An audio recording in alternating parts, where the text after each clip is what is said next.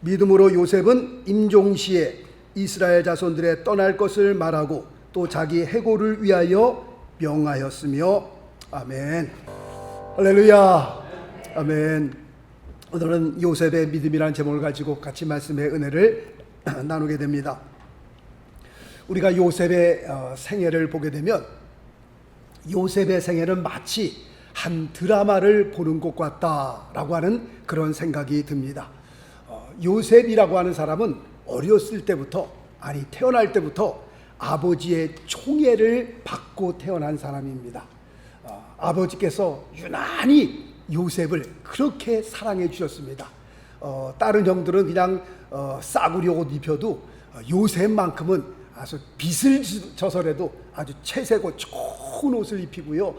성경에는 안 나와 있지만 제가 믿기로는 모든 맛있는 거 있으면 다 요셉에게 주고, 하여튼 그래서 형들이 저절로 자연히 요셉 그러면 미움의 대상이 될 수밖에 없었던 겁니다.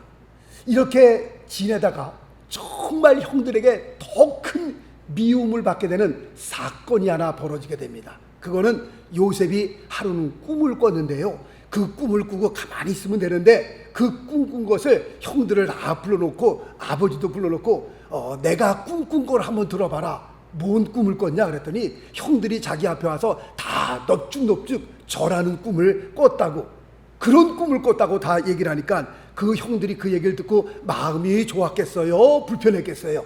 당연히 불편할 수밖에 없죠. 그렇지 않아도 아버지의 사랑을 독차지하고 그냥 미워 죽겠는데 꿈을 꿨다고 해서 가서 들어보니까 형들이 다 자기 앞에 무릎을 꿇고 엎드려 절한다고 하니까 이놈이 미쳤나 실성을 했나, 그래갖고선 그 형들이 더 요셉 동생을 미워하게 되었다라고 하는 그런 겁니다. 그래서 그런지 오늘 하루는요, 형들이 다 모여갖고 이놈을 죽여버리자 그냥, 그런 음모를 꾸고 있는데 마침 또 요셉이 형들에게로 오는 겁니다. 또 잘됐다 그래갖고선 웅덩이를 크게 파갖고서요 요셉을 거기다 집어 던져버렸습니다. 왜요? 죽으라고. 거기에는 물도 하나도 없고 그냥 거기다 집어 던져갖고선 거기서 그냥 죽어라 하고선 요셉을 죽이기로 작정하고 웅덩이에다 집어 던졌습니다. 그런데 하나님께서 은혜를 베풀어 주셔서 형들 가운데에 유다라고 하는 형이 그래도 우리 동생인데 꼭 이렇게 죽일 필요가 있느냐, 이렇게 죽여서는 안 될 것이다. 그래서 그러면 어떻게 했으면 좋겠냐, 얘를 팔아넘기자. 그래갖고선 돈을 받고 애굽으로 노예로 팔아 넘겼습니다. 그때 요셉의 나이 17세였습니다. 17세에 형들의 미움을 받고 죽음을 간신히 모면하고 애굽으로 노예로 팔리게 되었습니다. 그리고 그 이후에 요셉의 삶은 굉장히 점점 더 어려워지기 시작했습니다. 그리고 노예로 생활하는 가운데 우리가 잘 아는 것처럼 누명을 받고 그 다음에 옥에 갇히게 되죠. 그 옥이라고 하는 것은 그냥 보통 옥이 아니라 왕의 명령이 없으면 나올 수 없는 그런 옥입니다. 그러니까 왕이 요셉을 어떻게 알아요? 평생을 그냥 옥에서 살다가 죽을 수밖에 없는 그런 상황에 빠져 있었던 겁니다. 그런데 하나님께서 기적과 같은 역사를 일으켜 세우시사 그 옥에서 빠져나오게 하시고, 빠져나올 뿐만 아니라 남의 나라에서 애굽에서 총리가 되는 역사가 일어난 겁니다. 상상도 못했던 역사가 옥에서 일어난 겁니다. 그때 그의 나이 30세였습니다. 그리고 세월이 조금 흘러 요셉이 꿈을 꿨던 것처럼 형들이 모두 자기 앞에 나와서 무릎을 꿇고 절하는 역사가 일어나는데 그때 그의 나이 38세였습니다. 그때 요셉의 나이가 38세. 이런 엄청난 파란만장한 그 요셉의 생애, 제가 간단하게 1, 2분 만에 요셉의 생애를 싹 훑었습니다마는 정말 우리가 상상할 수 없는 그의 삶은 어떻게 보면요, 점점 더 어두워지고 점점 더 코너에 몰리고 점점 더 바닥을 치는, 이러다가 하나님께서 내게 보여준 그 꿈과는 상관없이, 그 엄청난 꿈과는 상관없이 내 생애가 점점 더 어두워지는구나, 점점 더 낭떠러지로 밀리는구나, 이러다가 내가 떨어져 죽겠구나 라고 하는 그런 상황까지 몰렸었는데, 하나님께서 정말 놀라운 은혜로 그를 들어 애굽의 총리로 삼았던 그 파란만장한 그 모든 생애를 히브리서 기자는 다 그냥 생략하고 요셉의 마지막 순간만을 기록하고 있는 것을 우리가 보게 됩니다. 오늘 읽어드린 히브리서 11장 22절 말씀 보니까 믿음으로 요셉은 임종시에 죽는 바로 그 순간을 기록하고 있는 것을 우리가 보게 됩니다. 우리가 어떻게 태어났느냐, 우리가 어디에서 태어났느냐, 우리가 누구에게서부터 태어났느냐, 이것이 그렇게 중요합니까? 이것이 중요해서 이거를 따지는 사람도 있겠지만, 정말 중요한 것은 내가 누구에게서 태어났냐, 어디서 태어났냐, 뭐 그런 것을 따지기보다는 내가 어떻게 죽을 것이냐, 늘 말씀을 드리는 겁니다만 이게 더 중요한 거예요. 내가 어떻게 태어났느냐? 이미 태어났는데 어떡할 거예요? 그러면 어떡할 거예요? 이미 태어났는데 이거 갖고 따져서 뭐 할 거예요? 아무 소용이 없는 겁니다. 그렇다면 중요한 것은 어떻게 살다가 내가 이 세상을 어떻게 떠날 것이냐, 이것이 정말 중요한 겁니다. 아멘이십니까? 예, 아멘입니다. 지나온 10년, 20년, 30년, 40년, 50년, 60년 전 일 얘기해봤자 소용없는 겁니다. 그렇다면 앞으로 내가 어떻게 살고 내가 이 세상을 어떻게 떠날 것이냐, 이것이 정말 중요하다라고 말씀을 드리고 싶습니다. 저는요, 이 세상에 할 수 없이 태어난 사람입니다. 무슨 말이냐면, 어머님이 저를 가지셨을 때요, 병원을 3번씩이나 갔어요. 3번씩이나 찾아갔는데 갈 때마다 의사 선생님이 안 계시더라는 거예요. 왜 찾아갔어요? 지으려고 찾아갔죠. 그랬더니 어떤 사람이 독한 약을 소개해 주더래요. 그래서 그 독한 약을요, 여러 번 먹었대요. 떨어지라고. 근데 안 떨어지더라는 거예요, 제가. 그래서 할 수 없이 어머니께서 저를 낳았는데요, 약 기운 때문에 그러는지 애기 피부가 새카맣게 태어난 거예요. 오야, 그래서 간호원이 받았는데 애가 피부가 새카맣다는 거예요. 야, 내가 병실을 낳았구나. 그 독한 약을 내가 먹더니 내가 병실을 낳았구나. 그렇게 어머님이 생각하셨다고 합니다. 키도요, 약 때문에 그런지 형제 중에서 제일 작아요. 저희 큰형님이 지금 75세, 183입니다. 둘째 형이 180, 거진 180이고요. 그러니까 집사람이요, 내가 그렇게 작은지 몰랐대요. 제가 그렇게 작은 사람은 아니거든요. 그 국민학교 중학교 때 보면 63명, 64명까지 되는데 보통 키 순서대로 1번, 2번 세우는데 제가 항상 47번에서 55번 그 사이에 왔다 갔다 했어요. 그러니까 키 순서대로 앉으니까 클래스에서 맨 뒤에서 2번째 아니면 3번째 늘 그렇게 앉았습니다. 그렇게 작은 키가 아닌데 형들하고 같이 쓰면 183하고 어떻게 견주겠어요? 뚝 떨어지죠. 그 집사람이, 야, 당신 이렇게 작은 줄 몰랐대. 아니, 작은 키가 아니라니까요. 제가 보통 수준보다 약간 위지. 그 양반들이 너무 더 큰 거죠. 그 양반들이. 그게 다 키가 큰데 약 때문에 그런지 하여튼 제가 키가 이렇게, 저희 어머니 약만 안 드셨어도 제가 한 185 정도는 되지 않았을까. 키가 이 정도 커갖고선 다 이렇게 더 이렇게 쉽게 여러분들을 볼 수 있었을 텐데 약 때문에 제가 그렇게 키가 작아서 나온 것 같아요, 보니까. 그러니까 그래도요, 예수 안 믿는 집안에서 태어나고 그 다음에 할 수 없이 태어났지만 그럼에도 불구하고 우리 집안 통틀어서요, 제가 목사 제1호입니다. 앞으로 또 목사가 또 나올지 안 나올지 모르겠습니다만은 예수 안 믿는 집안에서 제가 목사 제1호.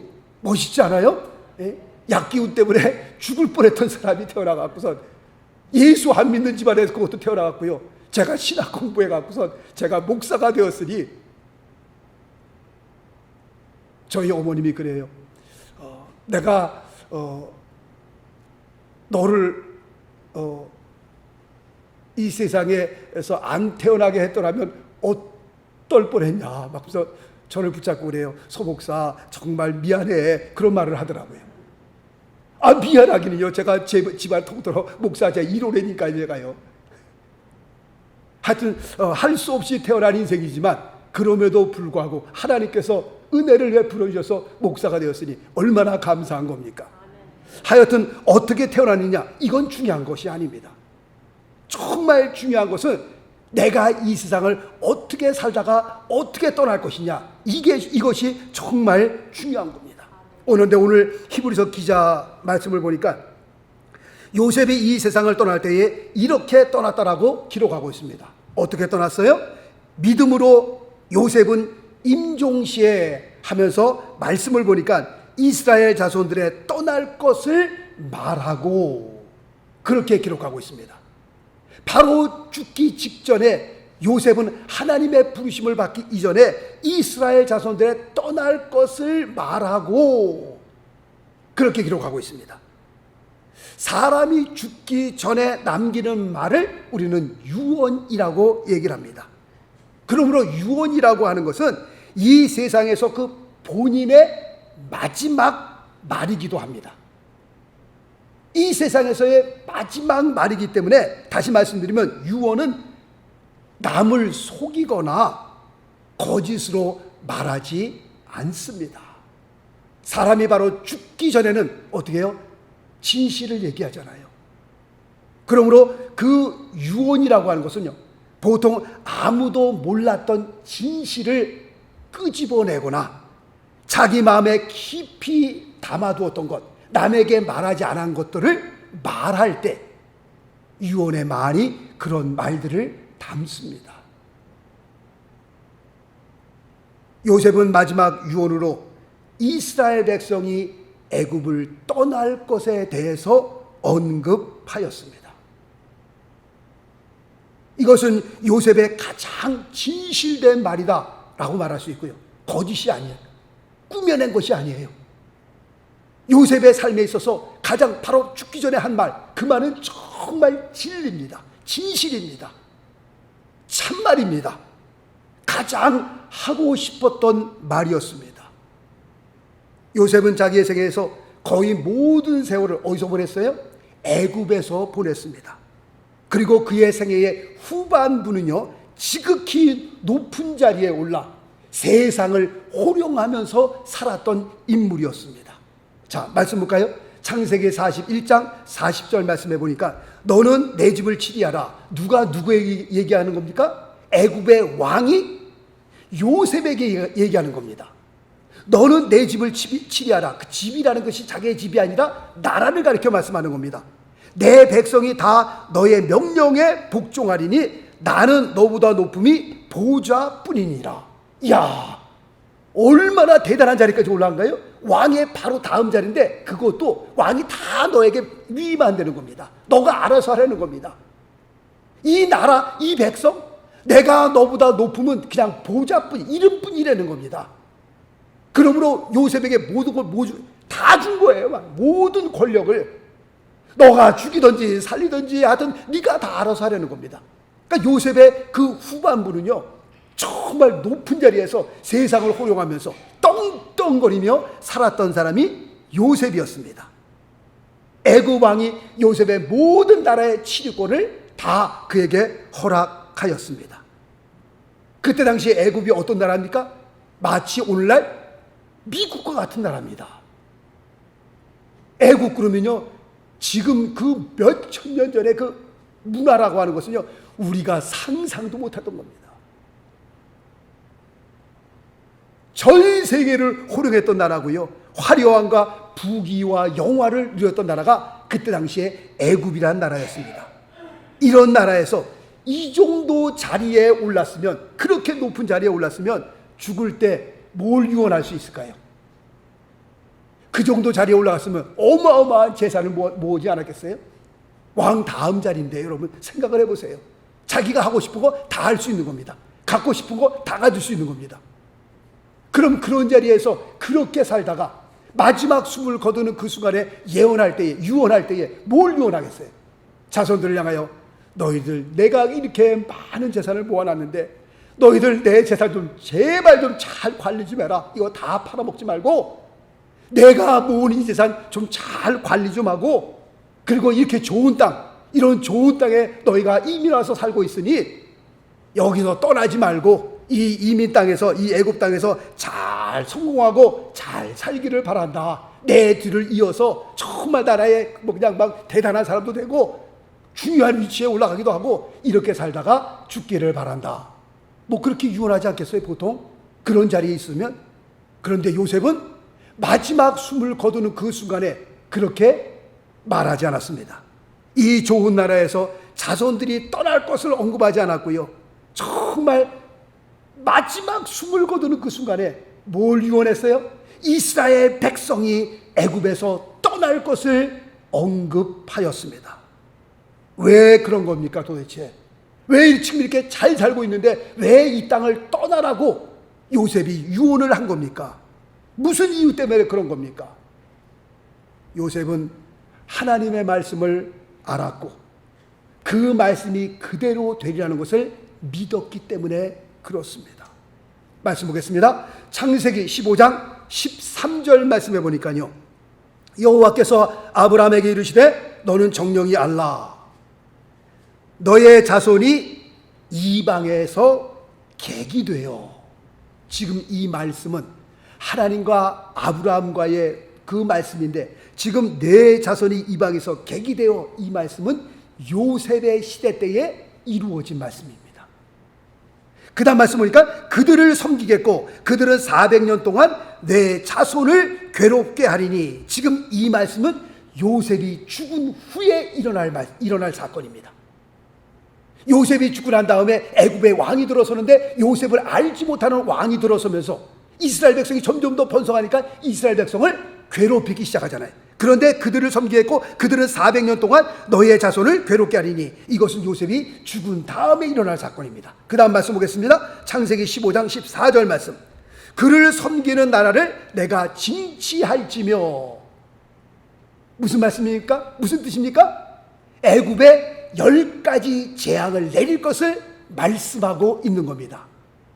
자, 지금 사건들이요, 가만 놔두세요. 지금 사건들이 다 지나온 사건들이니까 우리가 볼 때에 이것은 요셉 시대에 이루어질 사건이고, 이거 요셉이 죽은 다음에 이루어질 사건이고, 애굽에 이건 10재앙이 우리가 다 알고 있잖아요, 말씀을 아니까.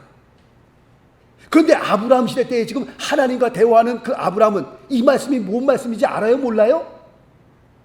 알아요, 몰라요? 앞으로 될 일이니까 알아요, 몰라요? 답을 줘도 대답을 못하시네. 답을 줘도 앞으로 될 일이니까 하나님과 아브라함과 막 대화를 하긴 하는데 아브라함이 뭔 말인지 모른단 말이에요. 이게 무슨 말인지. 그런데 지금 과거가 다 지난 다음에 우리가 지금 말씀 보니까 이 말씀이 이 말씀이 알구나. 우리가 알아요, 몰라요? 알잖아요, 우리가. 지금 그 섬기는 나라를 내가 징치할지며, 그 징치한다는 말씀의 의미가 애굽의 10가지 재앙을 내린다는 그런 말씀이 되고요. 그 다음 말씀 보니까 그 후에 너의 자손이 큰 재물을 이끌고 나오리라. 이거는 모세 시대 때에 이루어질 말씀, 출애굽할 그 사건을 지금 말씀하고 있는 거잖아요. 요셉이요, 이 말씀을 알았다니까요. 이 말씀을 그대로 되리라고 믿었다니까요. 그러니까 바로 죽기 직전에 그가 내 마음속에 담고 있던 가장 진실될 것을 유언해야 되는데, 자손들에게 말해야 되는데, 그것이 뭐예요? 너희는 여기 이 애굽 땅에서 떠날 것이다. 너희는 떠나야 된다라는 것을 말씀한 겁니다. 하나님의 말씀을 보면서 하나님의 말씀은 1.1획도 땅에 떨어지지 않고 그대로 이루어지는 말씀 믿습니까? 예, 믿습니다. 우리는 하나님의 말씀은 살아있는 말씀이요, 운동력이 있는 말씀이요, 역사하는 말씀이요. 느부갓네살 왕이 꿈을 꿀 때 느부갓네살 왕도 앞으로 될 일을 꿈을 꾸잖아요. 머리, 가슴, 두 팔, 배, 넓적다리, 두 발, 양다리, 다 역사가 지금 이루어질 것을 지금 말씀하고 있는 거잖아요. 느부갓네살 왕이 꿈을 꿨는데 뭔 말인지 모르는 거야. 뭔 뜻인지를. 다니엘이 성령의 감동을 받아 그 해석을 해주잖아요. 머리 시대는 지금 느부갓네살 당신의 시대고, 그 다음에 쭉 역사를 쭉 말씀하잖아요. 다니엘이 예언을 할 때는 앞으로 되어질 사건입니다. 그러나 그 역사가 다 지났잖아요, 지금요. 역사가 지나고 우리가 보니까 그대로 하나님 말씀대로 다 뭐 그 시대 바벨론 시대, 무슨 메데파다 시대, 무슨 헬라 시대 다 지나 말씀대로 다 이루어지잖아요. 하나님께서 아브라함과 언약을 맺을 때 하나님께서 아브라함에게 말씀하실 때 뭐 농담한 겁니까? 거짓 부렁친 겁니까? 아니잖아요. 하나님께서 아브라함에게 말씀하셨을 때 그 말씀은 뭐예요? 진리입니다. 그 안에 생명을 담고 있는 거예요. 요셉이 그 말씀을 알았다니까요. 그러니 그가 바로 죽기 전에 가장 진실된 것, 자기의 마음속에 품고 있던 것을 얘기하는데 그게 뭐예요? 너희는 애굽 땅을 떠나야 할 것이다. 뭘 알았기 때문에 그런 거예요? 하나님의 말씀을 알았기 때문에 그런 거예요. 하나님의 말씀을 믿었기 때문에 그런 겁니다. 오늘 히브리서 11장 22절 말씀 보니까요, 믿음으로 요셉은 임종시에 이스라엘 자손에 떠날 것을 말하고 라고 되어 있어요. 여기서 말하고 라고 하는 그 단어를요, 다른 번역서에 보니까 기억하고 라고 되어 있어요. 같은 뜻입니다. 말하고 기억하고. 요셉은 분명 하나님의 말씀을 어떻게 해요? 기억하고 있었던 거예요. 하나님의 말씀을 마음에 담고 있었던 겁니다.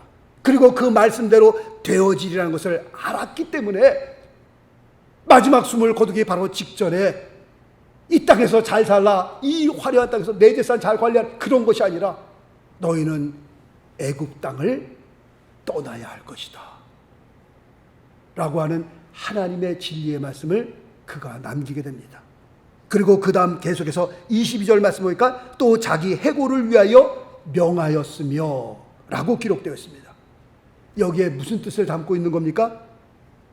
요셉이 자기에게 명당 자리를 좀 구해달라 그렇게 요구하는 겁니까? 지금 내 해고를 갖고 나가서 정말 기가 막힌 자리에다 나를 좀 묻어달라, 여기는 내가 만족하지 못한다, 뭐 그래서 그런 겁니까? 아니잖아요.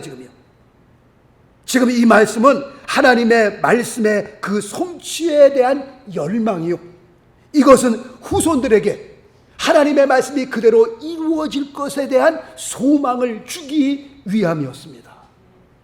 자, 또 말씀 봅니다. 창세기 50장 24절, 요셉이 그 형제에게 이르되 나는 죽으나 하나님이 너희를 권고하시고 인도하시고 너희를 이 땅에서 인도하여 내사 아브라함과 이삭과 야곱에게 맹세하신 땅에 이르게 하시리라 하고, 그 다음 절 창세기 50장 25절 말씀을 보니까 요셉이 또 이스라엘 자손에게 맹세시켜 이르기를 하나님이 정녕 너희를 권고하시리니 너희는 여기서 내 해고를 메고 올라가겠다 하라 하였더라. 지금 창세기 50장 24절 25절 말씀을 지금 히브리서 기자가 히브리서 11장 22절에서 쫙 요약해서 지금 해놓은 겁니다. 지금.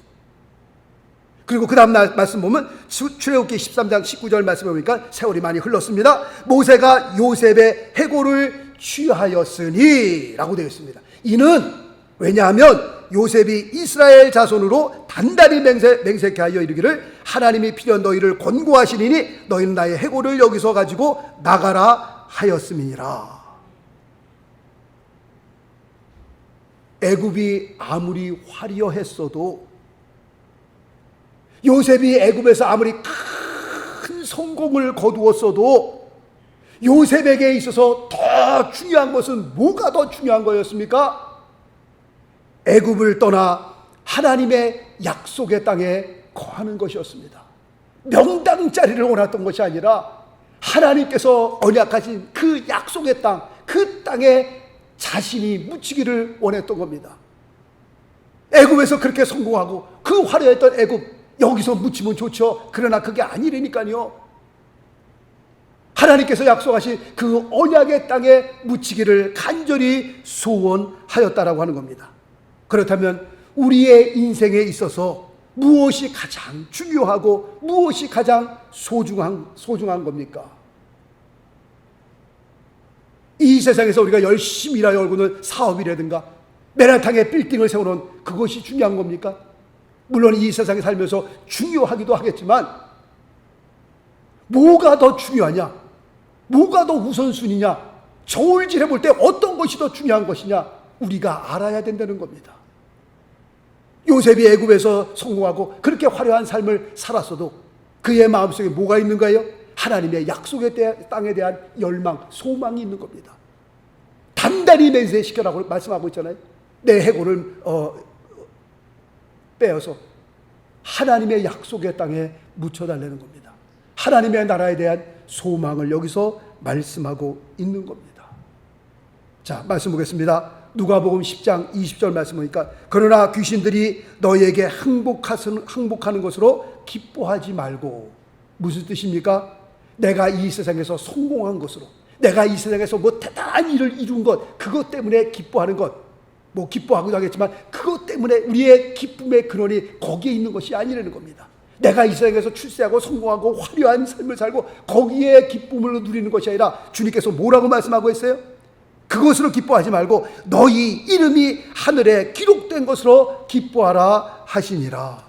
정말 기뻐해야 할 것은 내가 이 세상에서 예수 믿고 어떻게 해요? 구원받은 것, 그걸로 우리의 기쁨의 그 바탕이, 근원이 거기에 있어야 된다는 겁니다. 내가 세상에서 성공하면 기뻐하고 또 혹시 실패하면 막 쭉 쳐잡고, 우리의 삶의 기쁨의 근원이 거기에 있는 것이 아니라 어디에 있는 거예요? 나 같은 죄를 구원하여 주신 하나님의 은혜에 있는 겁니다. 어떻게 내가 예수를 믿고 구원받았나? 늘 간증하면서 말씀드린 겁니다. 저도 그렇고 우리 집사람도 그렇고요. 정말 예수 안 믿는 집안에서 다 태어났습니다. 저희 집사람은 예수 믿는 사람 보면요, 재수 없다고 했던 사람이에요. 당신같이 될까봐 나 예수 안 믿어, 그랬던 사람입니다. 한국에 절을 지었던 사람입니다. 그랬던 집안에서 우리는 서로 보면서 그런 얘기합니다. 내가 어떻게 목사가 됐나, 내가 어떻게 사모가 됐나, 상상도 못했던 일이에요. 정말 저도요, 목사가 되리라고요 정말 상상도 못했던 일, 깜짝깜짝 놀랄 정도로 내가 어떻게 목사가 됐나. 이건 정말 100%, 200% 하나님의 은혜가 아니면 설명을 할 길이 없는 겁니다. 세상에서 마음대로 7, 80년 살다가 지옥 갈 수밖에 없었던 사람이었는데 하나님께서 은혜를 베풀어 주시고 예수를 만나게 하시고 성령 받게 하시고 신학교 가서 목사까지 되었으니 할렐루야. 감사해요, 안 감사해요? 네. 정말 감사한 겁니다. 하나님 앞에 구원받고 우리가 언제 떠날지 모르잖아요. 세상을 떠나면 하나님의 나라가 기다리고 있으니, 언약한 하나님께서 예비하신 하나님의 나라가 기다리고 있으니, 이제 60세가 넘었는데 60 살 만큼 60 넘었으면 오래 산 거 아니겠어요? 옛날 조선시대 때는요 평균 수준이 40에서 45살이었습니다 60살 되면요 진짜 그때는 할아버지였습니다. 수요 기르고 담배 띠르고 진짜 60대면요 그렇게 40에서 45세가 평균 수준이었으니까 60 넘으면 왜 환갑잔치를 합니까? 많은 사람들이 환갑전에 죽기 때문에 이제 환갑잔치 하는 사람이 있어요, 없어요? 없어요, 지금요. 그러니 옛날 조선시대 때 생각하면요, 제가 무지하게 지금 오래 산 겁니다, 제가 지금. 엄청나게 오래 산 겁니다, 지금. 벌써 죽었어야 될 인생인데, 세월이 좋아서 제가 지금 60 중반이 되도록 이렇게 지금 잘 살고 있는 거죠. 옛날 같았으면 벌써 짧은 인생을 살다가 가는데, 하나님을 만나 내가 구원받았으니 얼마나 감사한 일입니까? 정말 나 같은 죄를 구원하여 주신 하나님의 은혜를 생각할 때마다 그것 가지고 기뻐하려는 겁니다. 이 세상에 살면서 조금 힘들고 어렵고 어려운 일 없는 사람이 어디 있어요? 힘든 일 없는 사람이 어디 있어요? 그러나 구원받은 것 보고 정말 기뻐해야 된다라고 말씀하고 있습니다. 우리는 오늘 요셉의 삶을 보면서, 요셉의 그 마지막 신앙을 보면서 우리는 뭘 생각해야 돼요? 다시 오실 예수 그리스도, 다시 오신다고 우리에게 약속하신 그 약속의 말씀이 그대로 이루어질 것을 우리가 보면서 우리 하루하루의 삶이 믿음 안에 거하는 삶이요, 하나님의 말씀을 붙들고 승리하는 삶을 우리가 살아야 할 것입니다. 정말 마지막 임종시의 말씀대로 되어질, 아브라함과 약속 언약하신 그 말씀대로 되어질 것을 보면서 그렇게 유언했던 것처럼 우리의 믿음이 요셉의 믿음을 닮아 그렇게 끝까지, 임종시의 끝까지 하나님의 언약의 말씀을 붙들고 승리할 수 있게 되시길 예수 그리스도 이름으로 축원합니다. 기도하겠습니다.